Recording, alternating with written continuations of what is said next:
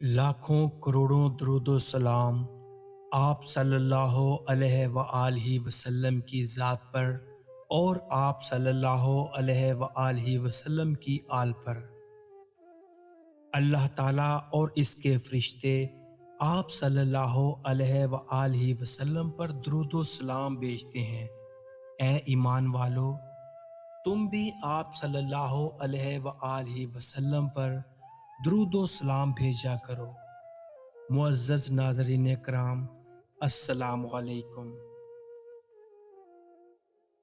किसी बस्ती में एक औरत बड़ी सालेह और पाकबाज इबादत गुजार हर वक्त अल्लाह की याद में मशगूल रहती थी।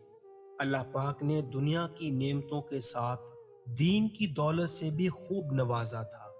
अल्लाह की कुदरत कि इसका नेक खुदा तर्स शोहर वफात पा गया। इसका एक ही लड़का था। इस नेक दिल औरत ने इस लड़के की बड़ी अच्छी तरह परवरिश की, नाजो नेमतों से पाला, तालीम भी अच्छी दिलाई। लड़के ने जब दुनिया के मैदान में कदम रखा तो हर तरफ से इसके हुस्न सलूक के चर्चे होने लगे। शरीफ लोग इसको इज्जत की निगाह से देखते, बेवा औरतें इसको दुआएं देती, यतीम बच्चे इसके कदमों में आंखें बिछाते। ये सब इस वजह से कि वो हर एक से हस्बे मुरातब पेश आता। वो गरीबों से हमदर्दी करता, खैरात सदकात देता। गर्ज इसकी बस्ती में कोई ऐसा फर्द ना था जो इससे खुश न था।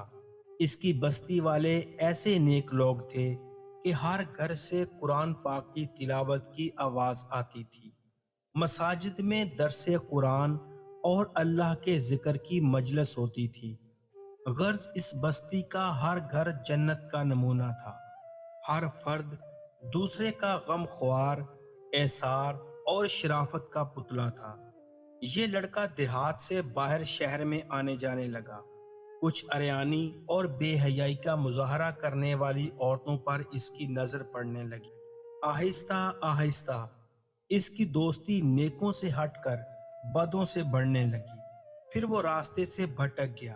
बद किरदार दोस्तों के मशवरे से इसने वालदा के खेत, देहात की पुरसकून जिंदगी को खैरबाद कहकर शहर की फिजा में अपना डेरा डाल दिया। इसके डेरे में अब हर किस्म के औबाश दोस्त इसके गिर्द जमा होने लगे। इन बद किरदार दोस्तों ने इसे राह हक से हटा दिया। माँ मुसल्ले पर बैठी हर वक्त इसके लिए दुआएं करती। कभी कभी माँ से मिलने शहर से गांव चला जाता। आहिस्ता आहिस्ता वो वक्त आया कि महीनों में एक चक्कर लगाता। इसी असना में इसके बद किरदार दोस्तों के जरिए इसकी शनासाई एक बद किरदार औरत से हो गई और वो इसका इस कदर असीर और फरिफ्ता हुआ कि अपने बाप की जायदाद फरोख्त करके इस पर लौटाता रहा। आखिर वो वक्त आया कि वो औरत जिसने अपने नेक दिल शौहर की जिंदगी में कभी कोई दुख नहीं देखा था, अब वो दूसरों के घर मजदूरी करने लगी। बेटा जब भी गांव आता तो माँ मजदूरी के पैसों से बेटे को घी लेकर देती, कोई चीज बना देती और दुआओं के साथ रुखसत करती।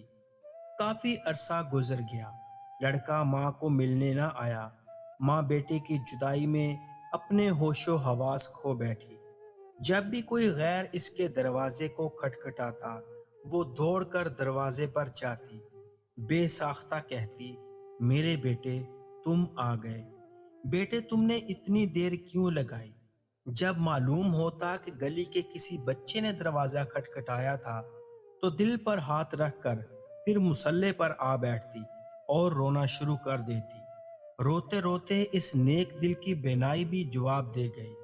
और फिर जब इस लड़के के पास कुछ न रहा तो इस औरत ने अपने यारों से मशवरा किया कि अब इससे जान छुड़ाई जाए।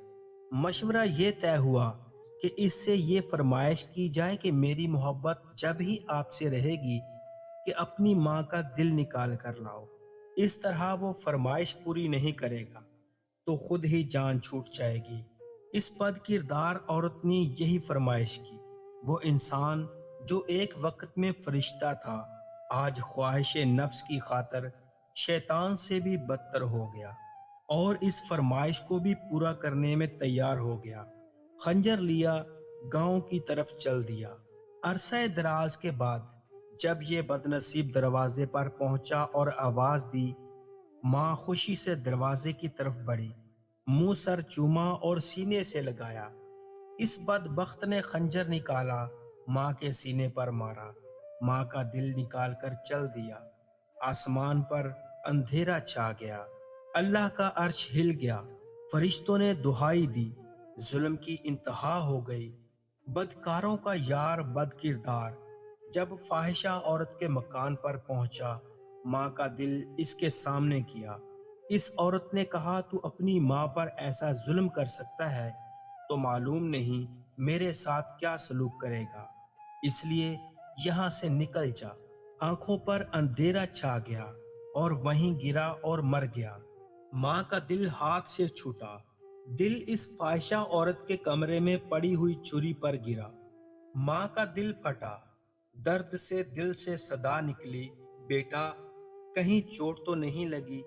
ماں کی عظمت، ماں کی شفقت، ماں کی محبت، ماں کے احسانات کو نظر انداز کر کے عورتوں کے آگے جھکنے والوں اور ماں کو حقارت کی نظر سے دیکھنے والوں، تم پر اللہ کی لعنت، تم پر فرشتوں کی لعنت، تم پر پیغمبروں کی لعنت، تم پر تمام نیک انسانوں کی لعنت۔